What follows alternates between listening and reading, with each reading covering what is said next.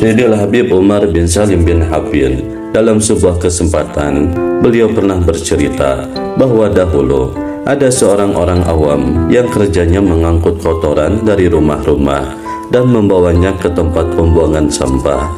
Setiap malam ia membawa sampah-sampah kita dan mengumpulkannya di suatu tempat. Suatu saat ada pemuda ahli ibadah yang keluar di penghujung malam untuk berziarah dan melaksanakan sholat sunnah di masjid. Sesampainya di dekat kuburan, ia menjumpai tukang sampah yang sedang mengumpulkan sampahnya di akhir malam. Pemuda itu bergumam di dalam hatinya, "Alhamdulillah, saya keluar malam hari untuk ibadah, bukan seperti dia yang keluar untuk mengangkut kotoran." Tukang sampah itu pun seketika menoleh ke arah pemuda tersebut. "Hai fulan, perbaiki dirimu. Meski aku mengangkut kotoran, namun aku telah memperbaiki diriku.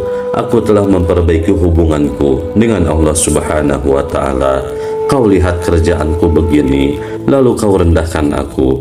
Waspadalah terhadap dirimu." Tak disangka, ternyata tukang sampah itu adalah seorang aulia Allah. Ia mengetahui isi hati pemuda ahli ibadah tersebut. Namun sayangnya, ibadah yang dilakukan oleh pemuda itu hanyalah ibadah dohir, sementara tukang sampah itu jauh lebih unggul karena ia melakukan ibadah hati. Ia yang telah mensucikan hatinya, ia perbaiki hubungannya dengan Allah Subhanahu wa Ta'ala yang Maha Kuasa. Maka mendengar ucapan tukang sampah tersebut, sang pemuda lantas menangis. Ia telah merasa ibadahnya lebih baik dari tukang sampah. Ia meremehkan pekerjaan orang lain. Padahal tukang sampah itu adalah seorang wali Allah. Ia berkata di dalam hatinya, "Astagfirullah, orang ini mengetahui ucapan buruk yang terlintas di dalam hati saya. Saya tidak mengetahui kadar seseorang di sisi Allah Subhanahu wa Ta'ala. Padahal dia hanyalah orang awam. Aku tak menyangka bahwa dia adalah wali Allah."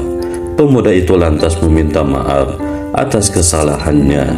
Ini adalah sebuah pelajaran berharga bagi pemuda ahli ibadah tersebut. Orang yang disangkanya hina, justru dia jatuh lebih mulia di sisi Allah Subhanahu wa Ta'ala. Maka berbaik sangkalah kepada setiap orang, kepada setiap makhluk Allah Subhanahu wa Ta'ala.